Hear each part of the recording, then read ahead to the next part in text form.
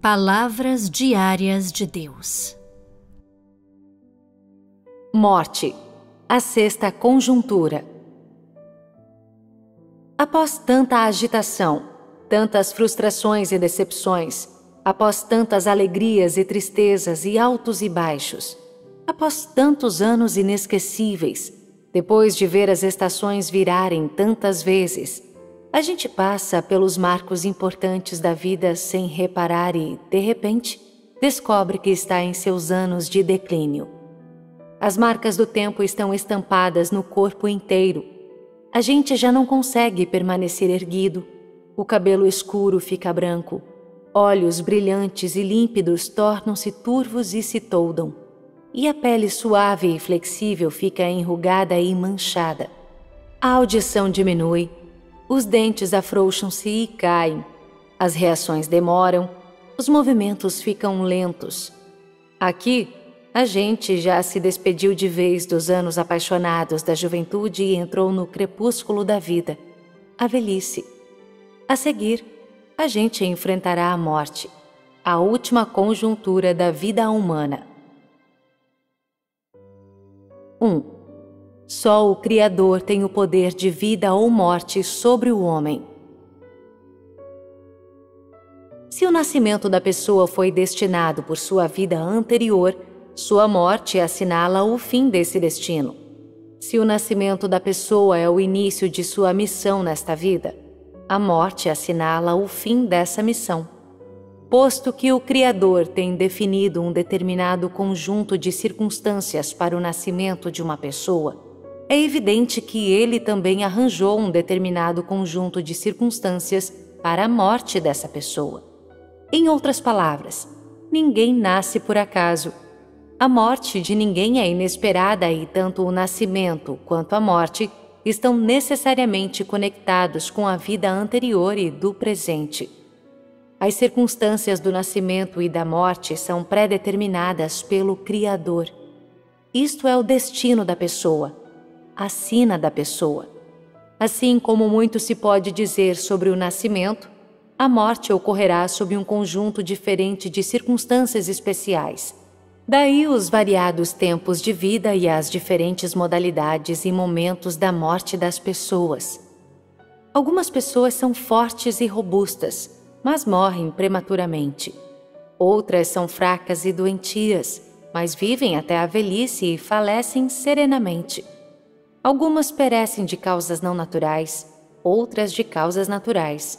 Algumas chegam ao fim da vida longe de casa, outras fecham os olhos tendo seus entes queridos ao seu lado. Algumas pessoas morrem no ar, outras embaixo da terra. Algumas afundam na água, outras se perdem nos desastres. Algumas morrem de manhã, outras à noite. Todo mundo quer um nascimento ilustre, uma vida brilhante e uma morte gloriosa. Mas ninguém pode ir além de seu próprio destino. Ninguém pode fugir à soberania do Criador. Isto é destino humano. O homem pode fazer todo tipo de planos para seu futuro, mas ninguém pode planejar como e quando nascerá e irá embora do mundo. Embora as pessoas façam o possível para evitar e resistir à chegada da morte, mesmo assim, sem conhecimento delas, a morte aproxima-se silenciosamente. Ninguém sabe quando nem como vai falecer, muito menos onde isso acontecerá. Obviamente não é a humanidade que tem o poder de vida e morte, tampouco algum ser do mundo natural, mas o Criador, cuja autoridade é única. A vida e a morte da humanidade não são o produto de alguma lei do mundo natural, mas a consequência da soberania da autoridade do Criador. 2. Quem não conhece a soberania do Criador será perseguido pelo medo da morte. Quando se chega à velhice, o desafio a se enfrentar não é sustentar uma família nem estabelecer as grandes ambições que se tem na vida, mas como se despedir da própria vida, como enfrentar o fim da vida, como pôr o ponto final no fim da própria existência. Aparentemente, as pessoas prestam pouca atenção à morte, Mas ninguém pode evitar de analisar a questão porque ninguém sabe se existe outro mundo no lado distante da morte. Um mundo que os seres humanos não podem perceber nem sentir, sobre o qual não sabem nada. Isso faz com que pessoas tenham medo de encarar a morte diretamente, medo de confrontá-la como deveriam, e em vez disso, preferem fazer o possível para evitar o tema. E assim isso enche todo mundo de pavor quanto à morte e acrescenta um véu de mistério a este fato inevitável da vida, projetando uma sombra persistente sobre o coração de toda pessoa. Quando uma pessoa sente o corpo deteriorar, quando percebe que se aproxima da morte, sente um terror impreciso, um medo inexpressível. O medo da morte a faz sentir ainda mais só e indefesa. E nesse momento ela se pergunta: de onde veio o homem? Para onde o homem vai? É assim que o homem vai morrer, a vida passando por ele como um sopro? É esse o período que assinala o fim da vida do homem? No fim, qual é o significado da vida? De que vale a vida, afinal? É questão de fama e fortuna?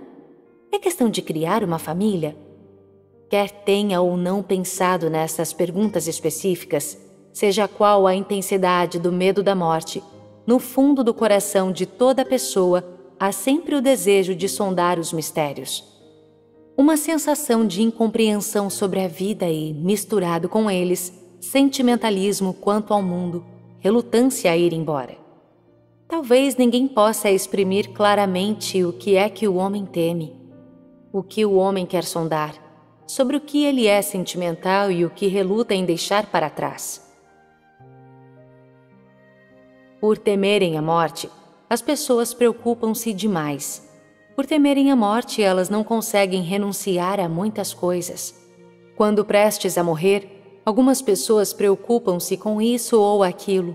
Elas se preocupam com seus filhos, seus entes queridos, sua riqueza, como se preocupando-se pudessem apagar o sofrimento e o pavor que a morte provoca.